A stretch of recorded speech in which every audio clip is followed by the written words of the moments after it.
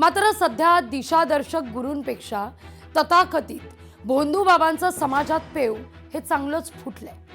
त्या व्यक्तीला आयुष्य समर्पित करून महत्त्वाचे निर्णय त्यांच्या म्हणण्यानुसार घेण्यासारखे गंभीर प्रकार समाजात वारंवार घडत आहेत। शहरी भागातील उच्च शिक्षित तरुण पिढी असू दे किंवा ग्रामीण भाग, अशा भोंदूबाबांना बळी पडत असल्याचं धक्कादायक वास्तव आज समोर येत आहे। समाजातील मानसिक स्वास्थ्य त्यामुळे धोक्यात आल्यानं ही एक सूचक घंटा आहे। माझ्यात देव अवतरतो असं सांगून या ठिकाणी भक्तांच्या श्रद्धेचा गैरफायदा घेण्याचे प्रकार समाजात दिवसागणिक वावरत आहेत, किंबहुना वाढत आहेत। आयुष्यातील तणाव मर्यादेपलीकडे गेल्यास सहनशक्तीचा कस लागतो आणि मग एखादी व्यक्ती मानसिक तणावात जाते, आत्मविश्वास त्याचा कमी होतो, संशयी वृत्ती वाढते, मनात अस्थिरता निर्माण होते आणि त्यातूनच या बुवाबाजीला ती व्यक्ती बळी पडते। सामान्य व्यक्ती खरं तर खंबीर मनाची आहे, आधार शोधत असते आणि त्याचाच गैरफायदा या ठिकाणी असल्या बुवाबाजी करणारे भोंदूबाबा घेत असतात। खरं तर अशा ठिकाणी जात असताना आपली सतसत विवेक बुद्धी ही आपण राखणं फार गरजेचं आहे। एखादा मंत्री त्या ठिकाणी गेला, एखादे वरिष्ठ कोणी त्या ठिकाणी गेले म्हणून त्यांच्या पावलावर पाऊल टाकून आपण तिथं जाणं हे कितपत योग्य आहे? आपण या सगळ्याचा खरंच विचार करणार आहोत का?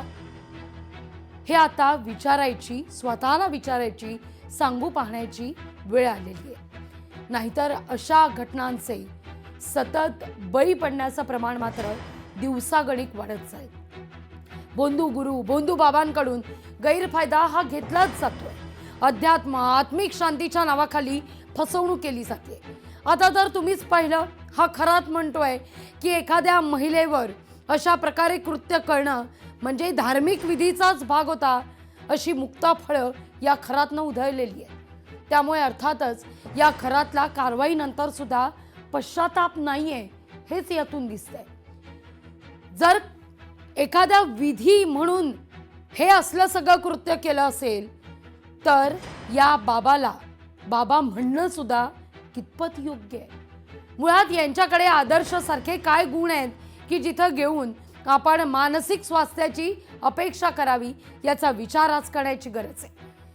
केवळ खरात आणि वैद्यसारखेच भोंदूबाबा महाराष्ट्रात नाही आहेत। असे असंख्य भोंदूबाबा आहेत जे काही तव्यावर बसतात, जे काही पैशाचा पाऊस पाडतात किंवा येणं केणं प्रकारानं आपण दैवाचा अवतार आहे असं सांगून अशा भावभावनांशी खेळ करतात। अशा सगळ्या भोंदूबाबांविषयी आवाज उठवण्याकरता लोकशाही मराठी तुम्हाला आवाहन करते। महाराष्ट्रात कुठेही असे कुणी भोंदूबाबा आढळले तर लोकशाही मराठीला कळवा, आम्ही तुमच्या प्रश्नांना वाचा फोडू। लोकशाही मराठी ऐका, पहा, जागरूक रहा।